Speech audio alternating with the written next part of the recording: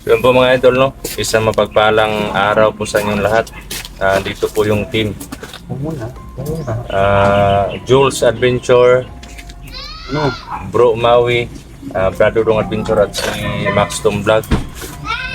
At si Jerome po is wala po dito ngayon kasi may importanteng lakad po siya, no? At yun. Explore po kami kasi may nakapag-report po sa amin na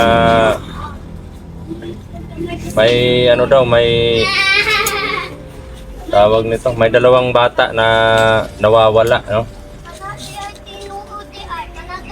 At parang kilala ko na yung mga ano, kasi sa mga ganyang pamamaraan alam naman natin na yung mga kalaban natin yung mahilig gumawa sa mga ganyang bagay.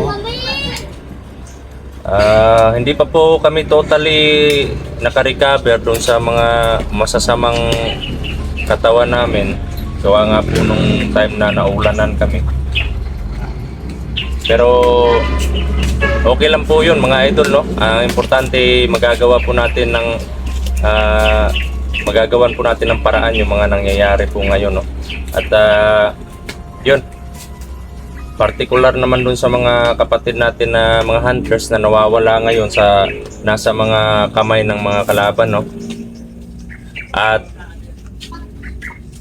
especially sa mga kalaban natin na ngayon alam na po natin, no, na si Commander Bagnot yung nasa likod ng mga kilos o mga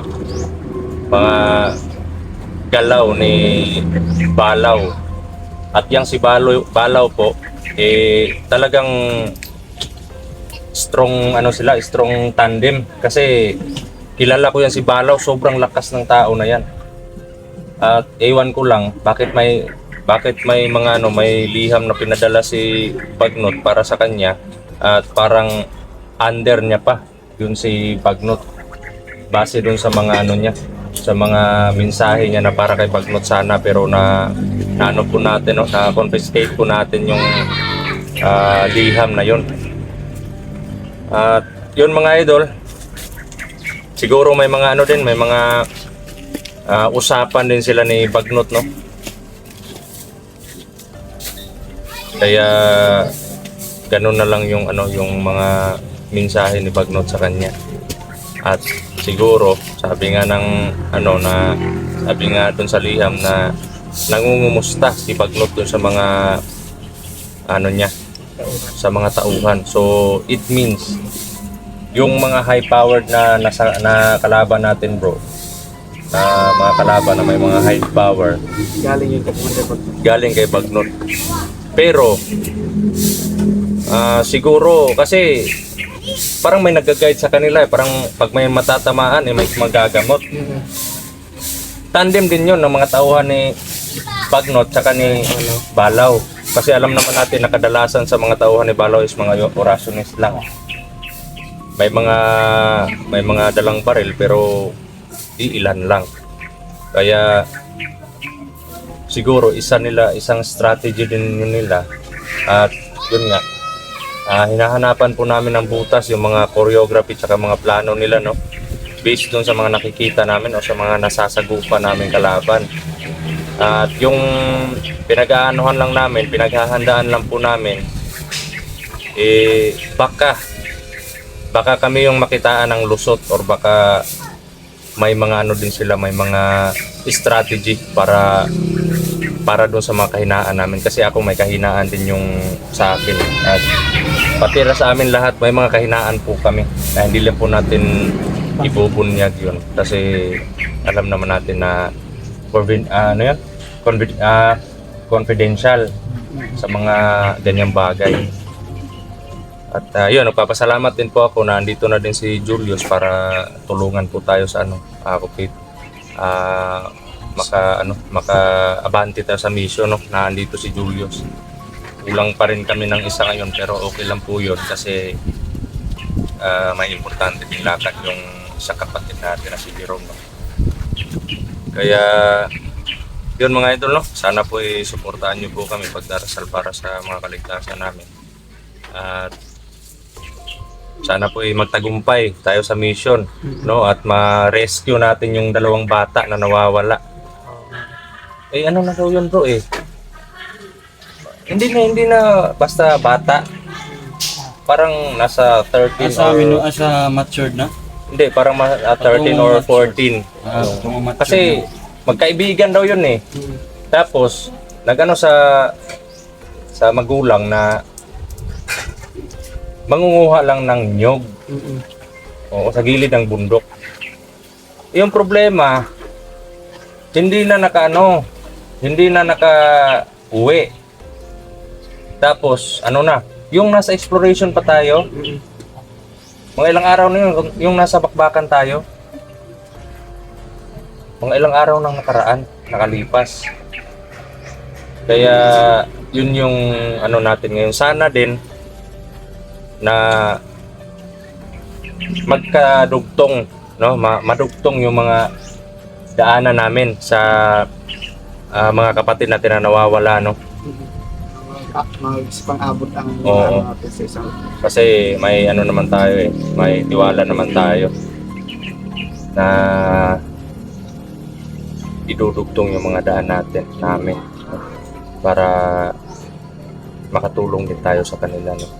Hopefully po mga idol na mangyari nga yung mga ganong bagay kasi sobrang delikado parang yung mga kalaban natin to Balik naman sila sa pangunguho ng Oo. ng mga inosenteng tao.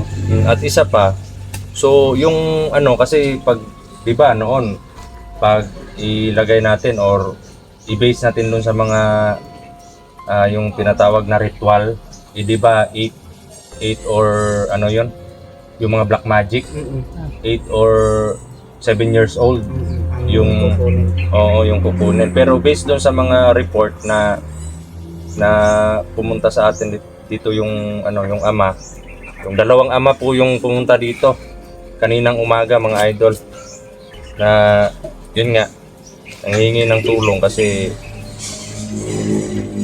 awaan nga ako dun sa dalawang ama na nahingi ng tulong na sana mailigtas yung dalawang anak nila. Oo. At isa pa, humingi na din po sila ng tulong sa mga militar at gumagalaw din po yung mga militar ngayon. Kasi alam naman po natin na hindi basta-basta yung mga kalaban.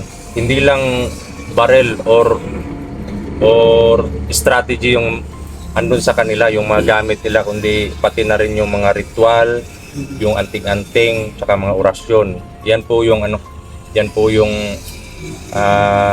katangian ng mga kalaban natin ngayon. So, kailangan po habang kumikilos sila doon, yung mga bayani natin, dapat din na may magawa din kami. Kumbaga, para may din ba? May counterpart din tayo sa mga ginagawa ng mga kalaban. Kasi delikado baka may iba pang At based naman doon sa mga edad, hindi na pang ritual yun. Hindi na pang black magic yun. Kumbaga parang recruit or... Pero yung sinasabi ko sa iyo bro, na kumukuha sila ng mga ganyang edad sa mga tapos sasanayin nila na tapos i-hypnotize nila para gawing tauhan,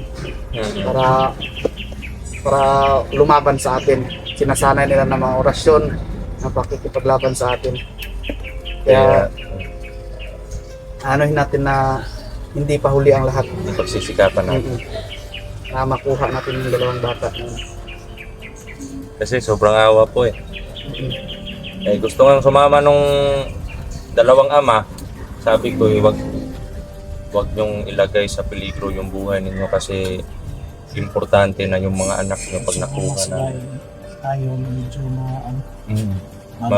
Baka magka-problema pa tayo kasi may pinoprotektahan tayo. At isa pa, baka umuwi yung makuha natin pagdating ng na kumbaga maging successful yung mission natin at may mangyari sa mga ama. Paano na lang yung Dalawang bata. Mga bata. Sobrang awa. Nakauwi nga sila pero may Na napahamak may yung napahamak. Basta buti na nila hindi. Yun yung ano natin. So in-explain ko po sa kanilang kaninang umaga mga idol na yung tanging hiling lang namin ipagdasal na lang kami para sa successful operation po natin. para sa bawat kaligtasan ng isa natin sa grupo natin. Kasi sobrang ano po mga idol, sobrang hirap. Kahit ako ini-imagine ko lang, sobrang hirap ng malagay sa ganong sitwasyon yung anak mo. Oo. Gusto mong matulog, hindi ka makatulog. Gusto mong kumain, wala kang ganang kumain kasi Kasi yung isip mo nandun lang sa anak mo. at gusto mo makatrabaho para sa pamilya mo pero hindi ka makakapag-focus. O kumbaga Kasi yung isip mo parang lutang. malaki yung impact dun sa sa padre di pamilya. Oo. Lalong-lalo na sa ina na malambot lang yung puso ng mga babae. Kasi biruin mo ilang yan sa tiyan mo. Kinalagaan mo, pinalaki mo yung bata tapos Ganyan lang kahantong. Kaya may mga ano ka pa. pagsisikapan natin na makuha talaga natin yung dalawang bata na yun. May mga ano ka pa, may mga para sa kanila na pagdating ng panahon gusto mong maging yung sa mga bata at mga pangarap Naa sila yung mga pangandoy ba? mga pangandoy. Pagdating ng panahon na may masagupa pag kaya. Laban. Pero wag lang tayo magkumpiyansa, baka yung mga natin masagupa natin is andun yung mga bata na hinahanap natin. Oo nga. Kailangan maging alerto talaga tayo lagi. Kaya malayo pa lang pakikiramdaman natin yung presensya ng bawat kalaban na nasasagupa natin kasi alam naman natin yung presensya ng tao na nasa ilalim ng hypnotize. Nakatunganga lang yan Oo nga. Tapos medyo hindi masyadong maitim yung presensya niya. Tapos yung mga maiitim talaga yun po yung mga idol no. Yun po yung kagustuhan talaga nila or halang na sila sa mga ganyang gawain. So sana po gawayan po tayo. Laban lang po tayo mga idol. Bakit andyan ka bro? Ha? Halika dito. Makita ka kasi hanapin tayong tatlo. Kalusog. Hindi, pag nasa gitna si Madulo, siya lang yun. Para siyang nasa burger sa gitna ng Okay burger. lang yun kasi kahit i-sandwich niyo ako. Para kung sandwich sa inyo, para kasi mga lalaki ng mga Kaya nga, di ako umano kasi nasa gitna ka. Para kang nasa burger. Yan lang nga yung sinasabi ko na kung masagupa natin si Balaw, wag gagamit ng pangyarihan. Sundo Lakas ka to lang. lakas. Physical Tingnan na natin lakas kung tatalo ba yung lakas nila sa Oo nga. At mga may- tiyan natin. May pa bro. May pinorward sa akin na video tungkol doon sa isang kapatid din natin, isang vlogger or isang hunters na nasa kamay na naman ni Bagnot ngayon. Yan. Nakalimutan ko yung pangalan ng hunter. talaga naghahasik na sila ng laban. Siguro magre-rescue din sana dun sa mga kapatid natin. So bro, Mga kalaban natin, sobrang maupak talaga. Mautak talaga. so kasi yung kaya nating yung mga ginagawa natin ay kaya din nilang gawin. Pero Malaman nila na ang mga sundalo na papunta, Mawawala yan. wala yan. Kaya sabi ko, paano ba ito yung mga vlogger lang yung naliit nila. Kasi may mga na din may mga may mga army na din na may mga sumpa yung mga bala nila. Isa yun sa mga panangga nila na natin mga idol, senior natin. Nag-share po kami ng kaalaman tungkol doon para makakilos naman sila ng maayos. Kasi ilang beses na daw sila nakasagupan ng ganun pero bigla na lang nawawala. Kasi pinagtatawanan lang yung mga baril nila kasi hindi tumatalab. Tumatala. Kaya yun, sana ay maging successful din po yung mission nila, no. Kasi alam natin na mahirap talaga yung trabaho nila na Oo. Kasi isa po ako sa mga tagahanga ng mga kasundaluhan natin. kahit naman ako bro. Kasi sa atin nga, nakukumpare ko nga na nararanasan nga natin yung ulan, init, pawis, anong tawag dito, pagod ng katawan. Oh, pero Fortunately, na umaabante at lumalaban pa rin. Siguro bro, naisip ko kung wala tayong mga depensa, patay na siguro. matagal na. Matagal na tayong wala.